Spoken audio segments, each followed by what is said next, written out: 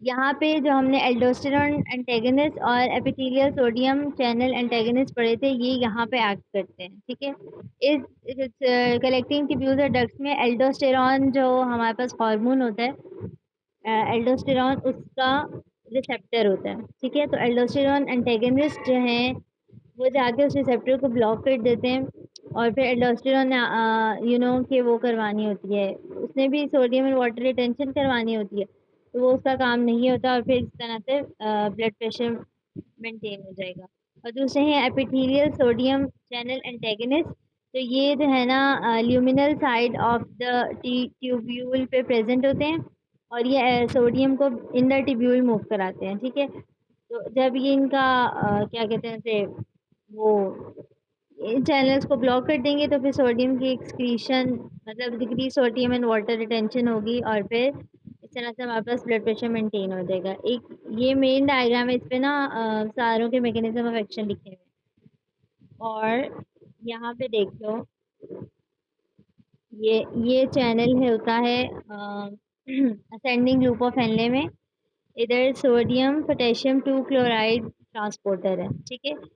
इसने ल्यूमन से इंटरस्टिशियम में मूव कराना होता है सोडियम पोटेशियम क्लोराइड को, ठीक है। लेकिन जब ये चैनल जो है ना इनहिबिट हो जाएगा by the use of loop diuretics, तो फिर ये एब्जॉर्प्शन इनटू द ब्लड नहीं होगी। ये रीअब्जॉर्प्शन इनटू द ब्लड है ना, कि ल्यूमन से वो वापस ब्लड में मूव कर रहा है। इस चैनल को जब लूप डायरेटिक्स ब्लॉक कर देंगे तो फिर ये काम नहीं होगा, ठीक है। और फिर ये जो सारे आयंस हैं ये ल्यूमन में ही रह जाएंगे, और ये इसी तरह से बॉडी से एक्सक्रीट आउट हो जाएंगे, taking water along with them. और ज़ाहिर है अब ये ट्यूब्यूल में प्रेजेंट होंगे, तो by the phenomena of osmosis water इनके साथ मूव करेगा, और फिर जो है ये सॉल्ट्स एंड वाटर दोनों बॉडी से रिलीज होंगे, ब्लड वॉल्यूम कम होगा, ब्लड प्रेशर अल्टीमेटली कम हो जाएगा। और डिस्टल कॉन्वोल्यूटेड ट्यूब्यूल में जो मैं कह रही थी वो ये ट्रांसपोर्टर है, सोडियम क्लोराइड ट्रांसपोर्टर होता है, वो भी इस तरह से रीअब्जॉर्प्शन कराता है, ठीक है। जब ये इनहिबिट होगा तो इनकी एब्जॉर्प्शन नहीं होगी, और यहाँ पे जो कैल्शियम की रीअब्जॉर्प्शन है वो भी डिस्टल कन्वोल्यूटेड ट्यूब्यूल से हो रही होती है, ये भी नहीं होगी, तो calcium content of the urine भी इंक्रीज कर जाएगा लूप डायरेटिक्स की वजह से, जो कि हमने इसके एडवर्स इफेक्ट्स में पढ़ा था। Hypercalciuria is an adverse effect of thiazide diuretics, ठीक है। अच्छा, और ये कलेक्टिंग ट्यूब्यूल्स एंड डक्ट्स में ये यहाँ पे इंटरस्टिशियम वाली साइड पे है एल्डोस्टेरॉन रिसेप्टर, ठीक है। वहाँ पे आके एल्डोस्टेरॉन लगती है, और फिर वो जो है सोडियम पोटेशियम एटीपीएस जो पंप है उस पे काम करती है, और दूसरा जो एल्डोस्टेरॉन करती है एपिथेलियल सोडियम चैनल्स की ना इनकी प्रोडक्शन ज़्यादा कराती है, इनका जो क्या कहते हैं जेनेटिक एक्सप्रेशन होता है ना, प्रोडक्शन इनकी ज़्यादा करवाती है, ठीक है। तो इस तरह से सोडियम की रिटेंशन करवाती है, जैसे कि आप लोग देख रहे हो सोडियम जो है इन द ब्लड मूव कर रहा है।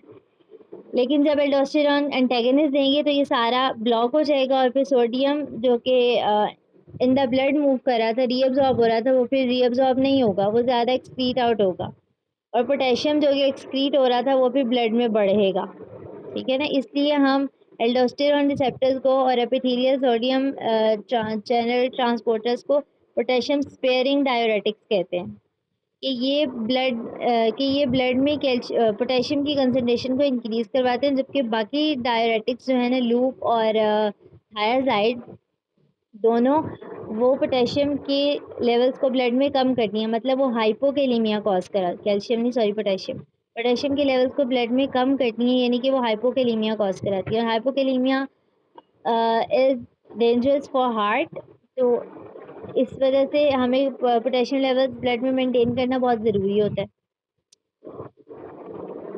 इसलिए अगर जिन पेशेंट में कोई कॉम्प्लिकेशन है तो इट्स बेटर कि फिर हम उनमें पोटेशियम स्पेयरिंग डायरेटिक्स यूज़ करें, ठीक है। और बस फिलहाल अभी के लिए इतना ही, ठीक है ना। डायरेटिक्स को समझने के लिए दिस वाज ज़रूरी। आप लोगों को समझ आ गए अब डायरेटिक्स?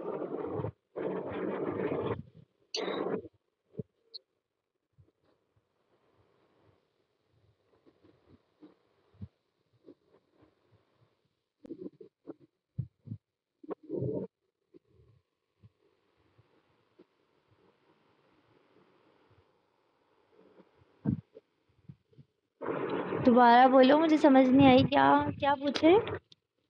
दोबारा पूछे, दोबारा मैं बताती हूँ।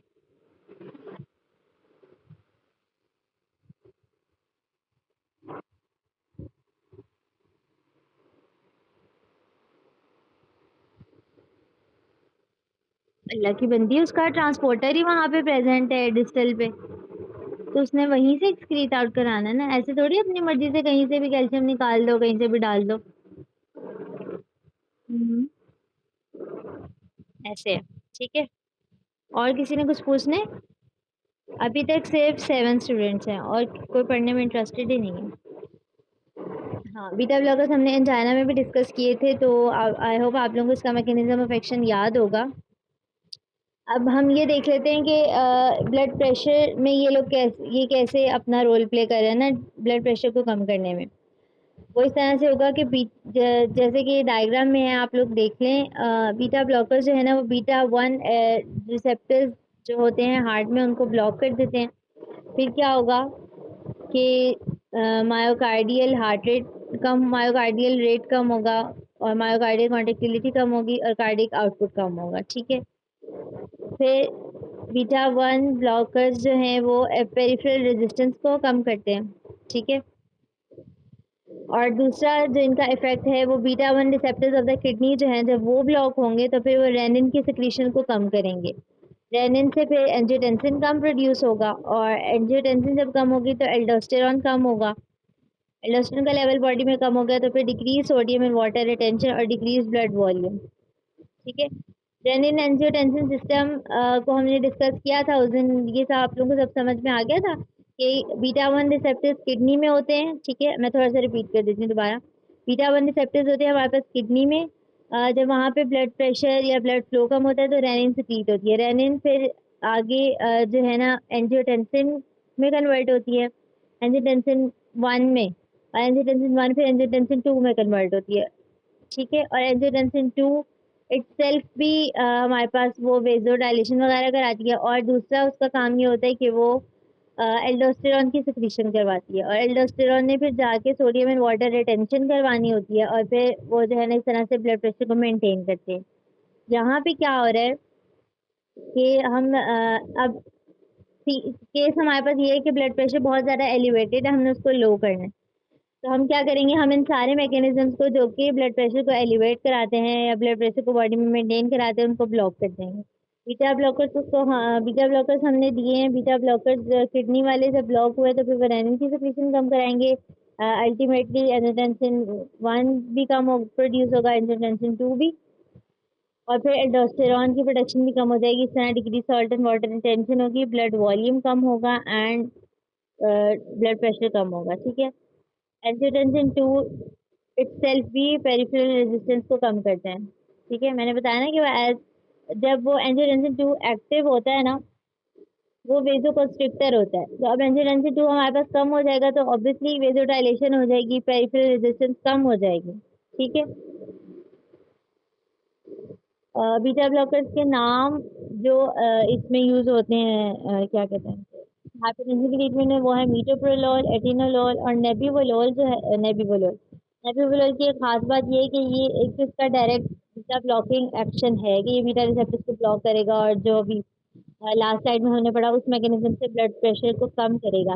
इसके साथ साथ ये नाइट्रिक ऑक्साइड की प्रोडक्शन भी कराता है। Nitric oxide is a neurotransmitter which is produced from the blood vessels, और ये as a vasodilator act करता है। तो वो एक additional vasodilating effect provide करती है nebivolol by inducing the production of nitric oxide. और ऑब्वियसली वेजो डायलेशन होगी तो पेरिफेरल रेजिस्टेंस कम होगी, and it will add to the effect, और अल्टीमेटली ब्लड प्रेशर कम हो जाएगा। ठीक है। Clinical uses of beta blockers, एक तो हमने उस दिन जैसे कि पढ़ा था एंजाइना, दूसरा हमने आज पढ़ लिया हाइपरटेंशन की ट्रीटमेंट में, तीसरा एमआई। एमआई में भी इसी तरह है कि जो है वो जिस तरह जो मैकेनिज्म ऑफ एक्शन एंजाइना में था ना, और सम हाउ मोर और लेस वही एमआई में भी होगा। कि एमआई में भी इसी तरह होता है कि वो वर्कलोड ऑन द हार्ट को कम करके जो है हमारे पास उसको स्टेबल करता है। कि मायोकार्डियल हार्ट रेट कम होता है, कॉन्ट्रेक्टिलिटी कम होती है, तो ultimately workload on the heart कम होता है। इस तरह से इट कैन प्रिवेंट इसको, जो अगर एमआई हो गया है तो उसमें भी स्टेबिलिटी लाने के लिए, और दूसरा further risk of myocardial infarction उसको भी कम करती है बीटा ब्लॉकर्स, ठीक है। फिर है हाइपरथायरॉयडिज्म। हाइपरथायरॉयडिज्म में एक्चुअली क्या होता है कि सिंपैथेटिक सिस्टम की ओवर स्टिमुलेशन हो जाती है, ठीक है। थायराइड हार्मोन जो है, that is a hyper active hormone, ठीक है। तो मेटाबॉलिक मेटाबॉलिज्म को ओवरऑल ही जो है ना स्पीड अप कर देता है। जब हाइपरथायरॉयडिज्म है तो मतलब थायराइड हार्मोन बहुत ज़्यादा सिक्रीट हो रहा है। और इसमें फिर एक एक इफेक्ट ये होता है कि सिंपैथेटिक नर्वस सिस्टम जो है वो ओवर स्टिमुलेट हो जाता है। अब सिंपैथेटिक नर्वस सिस्टम की ओवर स्टिमुलेशन जब होगी तो फिर ये रेनिन एंजियोटेंसिन सिस्टम और जो है ना बाकी जो हमारे पास रिसेप्टर्स हैं सिंपैथेटिक नर्वस सिस्टम के, अल्फा और बीटा रिसेप्टर्स, ये सारे ओवर एक्टिवेट हो जाएंगे। जब हम बीटा ब्लॉकर्स देंगे तो फिर ये कि जो मायोकार्डियल रेट पे उसके इफेक्ट आ रहे हैं थायराइड के या किडनी के, जो रेनिन सिस्टम है, वो हम उसको कंट्रोल कर सकते हैं, ठीक है।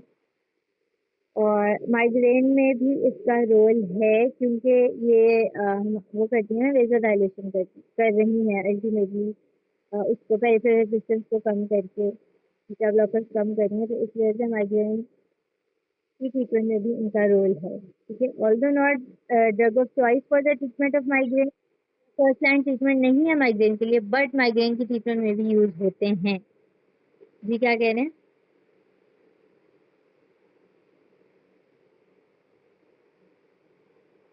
अच्छा, नेक्स्ट है बीटा ब्लॉकर्स के एडवर्स इफेक्ट्स। वो पहला है ब्रोंको कंस्ट्रिक्शन। ब्रोंको कंस्ट्रिक्शन इस तरह से कि जो बीटा रिसेप्टर्स होते हैं वो उसमें ब्रोंक्यूल्स ऑफ द लंग्स में भी प्रेजेंट होते हैं, ठीक है। तो वहां पर जब वो ब्लॉक होंगे तो वहां पे ब्रोंको कंस्ट्रिक्शन हो सकती है, ठीक है। अब ये इसीलिए जो बीटा ब्लॉकर्स है ना, ये अस्थमा और क्रॉनिक ऑब्स्ट्रक्टिव पल्मोनरी डिजीज के पेशेंट्स में कॉन्ट्रा इंडिकेटेड होते हैं, क्योंकि उनमें ऑलरेडी एयरवे ऑब्स्ट्रक्शन चल रही है, एयरवे नैरोड है, एयरवे का मसला है। मजीद हमने बीटा ब्लॉकर्स दिए तो जितनी ब्रोंकोडायलेशन होनी चाहिए थी वो भी नहीं होगी, तो इस वजह से उनकी कंडीशन मजीद वर्सन हो सकती है। इस वजह से एक इनका एडवर्स इफेक्ट है ब्रोंको कंस्ट्रिक्शन। जी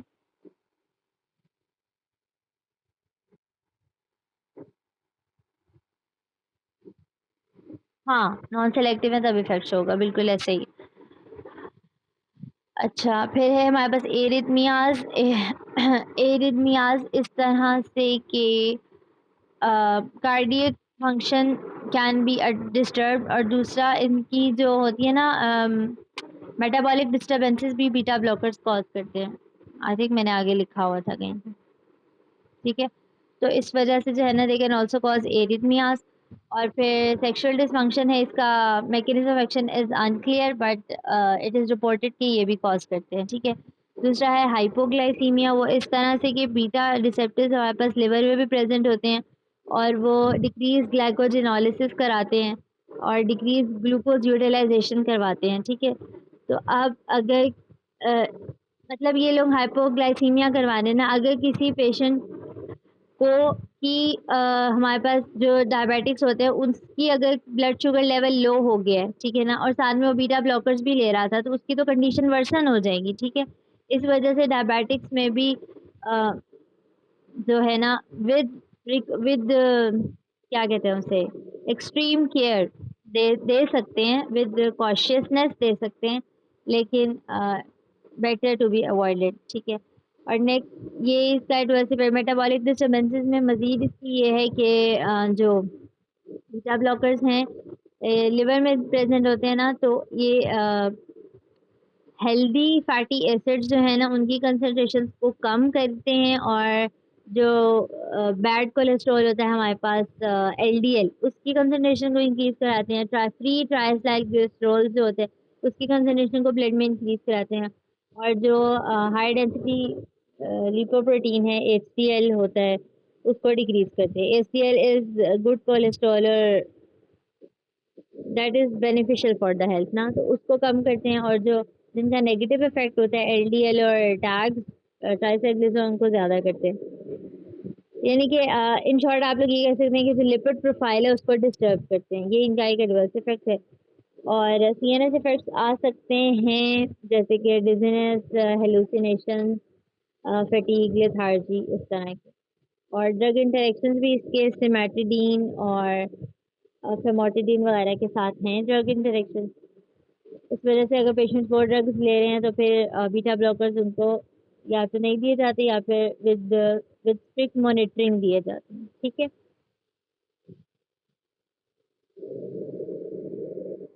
ये बीटा ब्लॉकर की बात समझ में आ गई।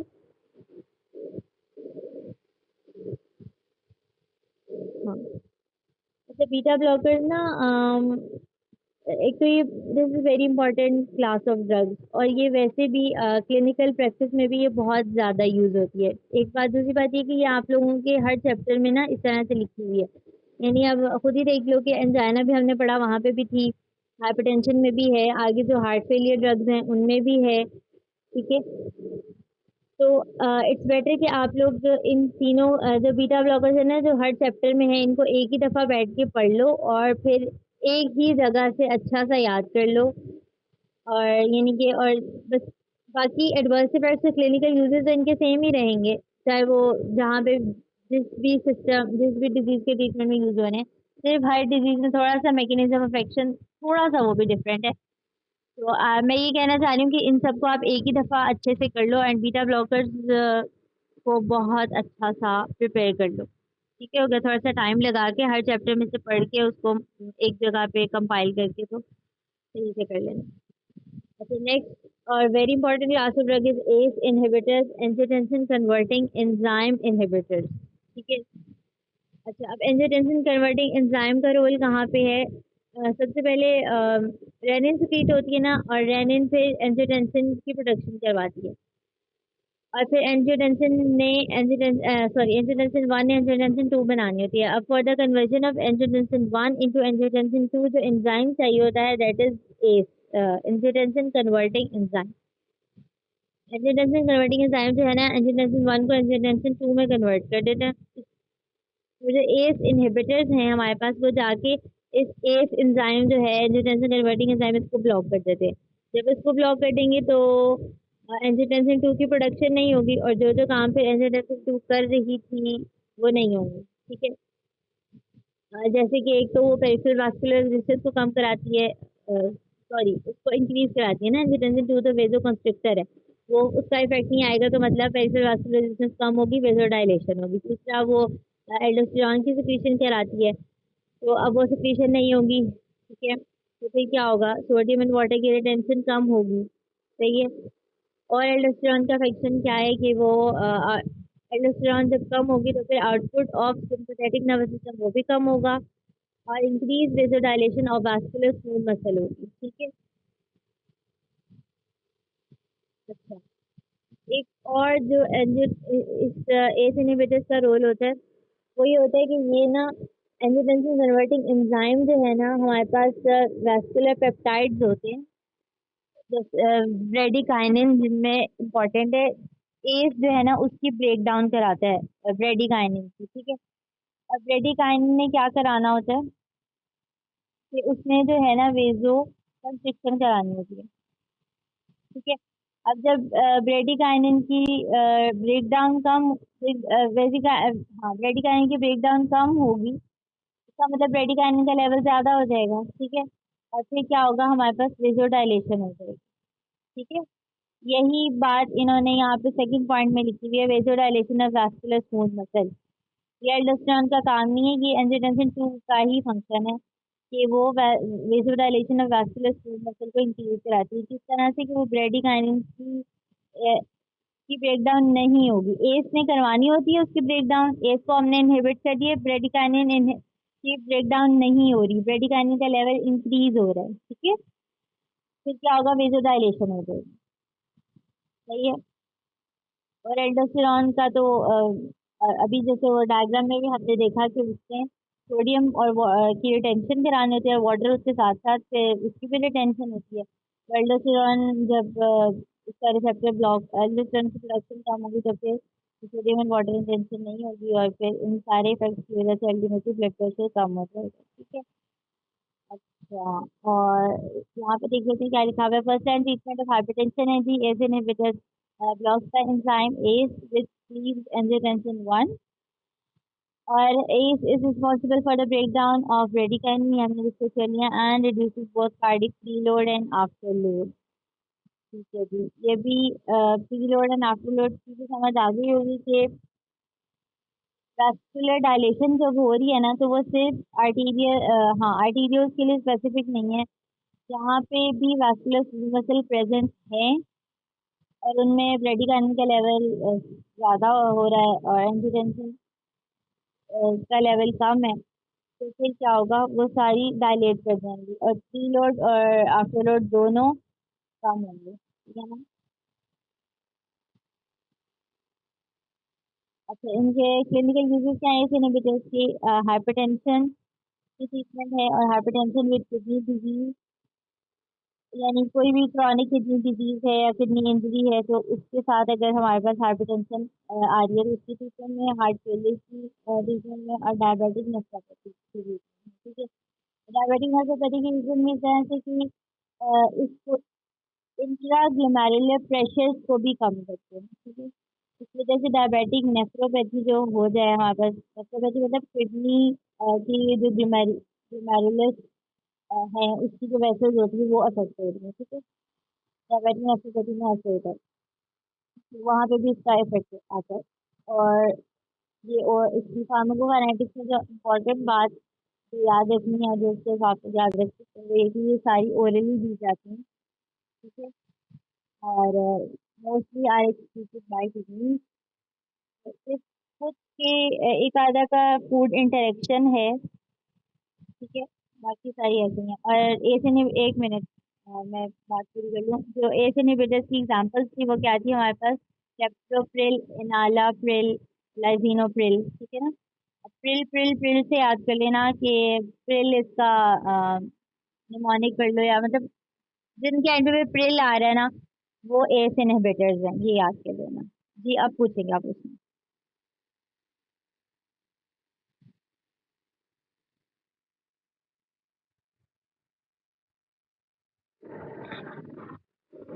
ओहो, आवाज कैसे कम हो गई भाई। चलो, अब सही आ रही है, आवाज सही आ रही होगी। अच्छा, जो मैंने बताई हैं बातें वो समझ आ गई, या मैं रिपीट करूं? या आवाज ही नहीं आई थी? कहाँ से रिपीट करूं, कहाँ तक सुन लिया था? एस इनहिबिटर्स का मैकेनिज्म ऑफ एक्शन सुन लिया? अच्छा, डायबिटिक नेफ्रोपैथी में इसका रोल इस तरह से है कि ये इंट्राग्लोमेरुलर प्रेशर्स को कम करती हैं। इंट्राग्लोमेरुलर प्रेशर्स यानी ग्लोमेरुलस में हम ब्लड वेसल्स होती हैं ना, तो इंट्राग्लोमेरुलर प्रेशर को कम करती हैं। इस वजह से ये डायबिटिक नेफ्रोपैथी की ट्रीटमेंट में भी यूज होती हैं, ठीक है।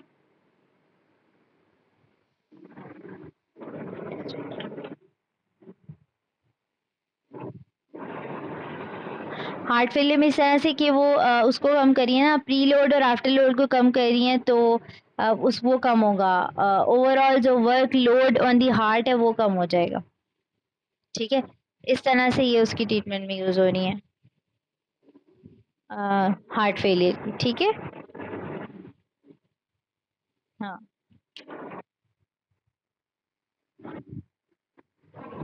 क्या है हाइपरटेंशन की ट्रीटमेंट?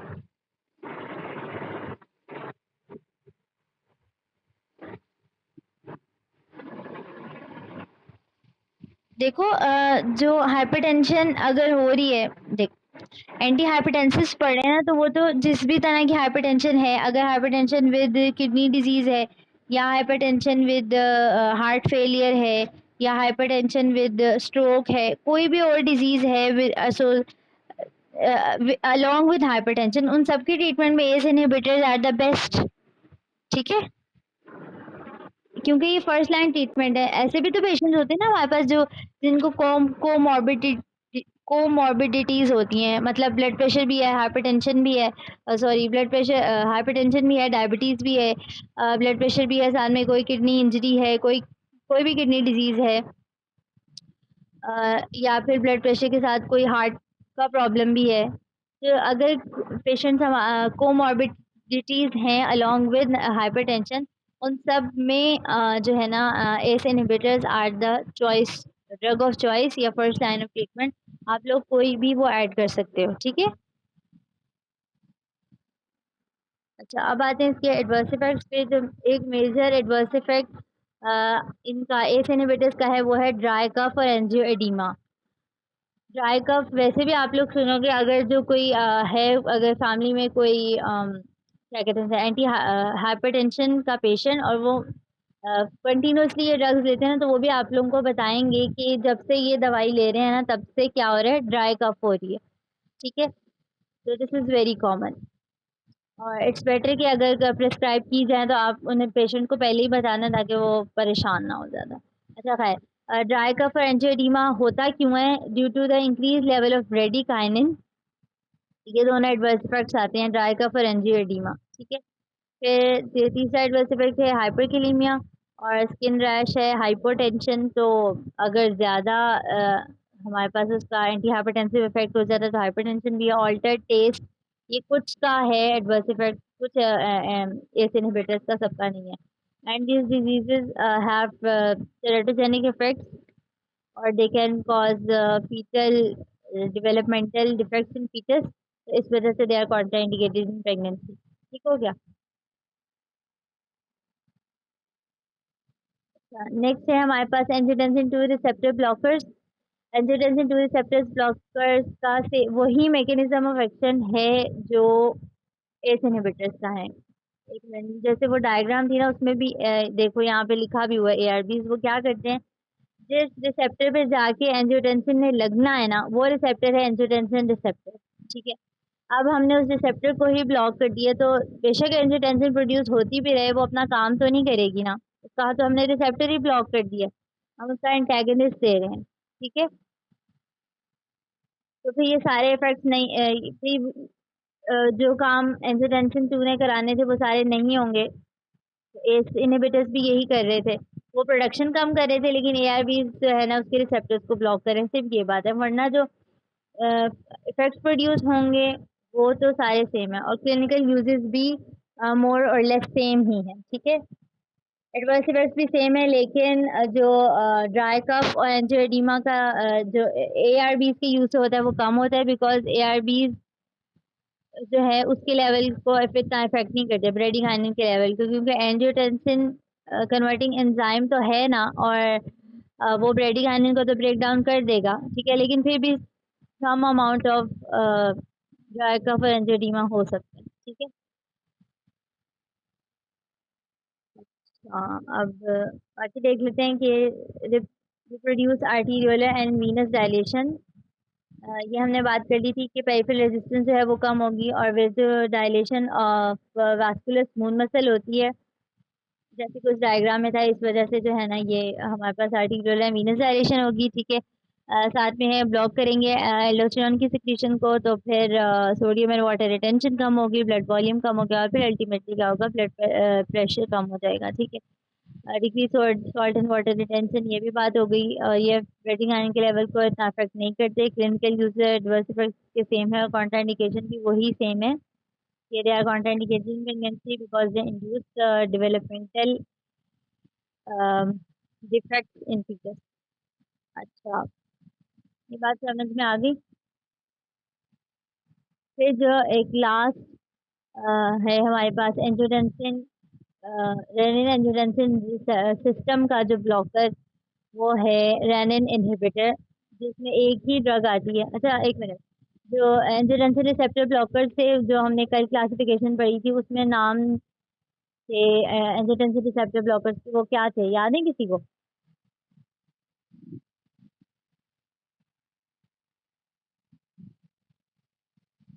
लोसर्टन, वेलसर्टन, कैंडिसर्टन, ये हैं हमारे पास एंजियोटेंसिन रिसेप्टर ब्लॉकर्स। तो इसको आप लोग याद रख सकते हैं टन टन टन से, जिनके एंड पे टन टन टन आ रहा है ना वो है एंजियोटेंसिन रिसेप्टर ब्लॉकर्स, एआरबी। लोसर्टन, वेलसर्टन, कैंडिसर्टन, ठीक है। अच्छा, अब हम एलिस्करिन की बात करें तो एलिस्करिन क्या है? ये रेनिन इनहिबिटर है। रेनिन, जिन सेल से रेनिन सिक्रीट होना होता है ना, तो ये वहां पे जाके एक्ट करता है, रेनिन को ही रिलीज, रेनिन नहीं नहीं सॉरी, ये रेनिन को इनहिबिट करता है, रेनिन को ही अपना फंक्शन परफॉर्म नहीं करने देता। Renin is basically an enzyme जो कि एंजियोटेंसिन 2 की प्रोडक्शन करवा रहा होता है, ठीक है। तो एलिस्करिन जो है हमारे पास रेनिन को इनहिबिट कर देता है। अब रेनिन ही इनहिबिट हो जाएगा तो फिर क्या होगा? वो सारा आगे वाला मैकेनिज्म होगा ही नहीं, वही ब्लॉक हो जाएगा। कोई एंजियोटेंसिन 2 नहीं, कोई 1 नहीं, कोई एल्डोस्टेरॉन नहीं, और फिर जो है हमारे पास इस तरह से ब्लड प्रेशर कम हो जाएंगे, ठीक है। हाइपरटेंशन की ट्रीटमेंट में हमारे पास इसके एडवर्स इफेक्ट्स हैं डायरिया, कफ और एंजियो एडिमा, और ये भी कॉन्ट्राइंडिकेटेड है हमारे पास प्रेगनेंसी, ठीक है। समझ आ रही है साफ सबको? कितनी में आ रही है? क्या सब सो रहे हैं? मुझे ऐसे लग रहा है सब सो रहे हैं। अच्छा, सही है। वैसे इतना मुश्किल भी नहीं है, आसान सी बातें हैं।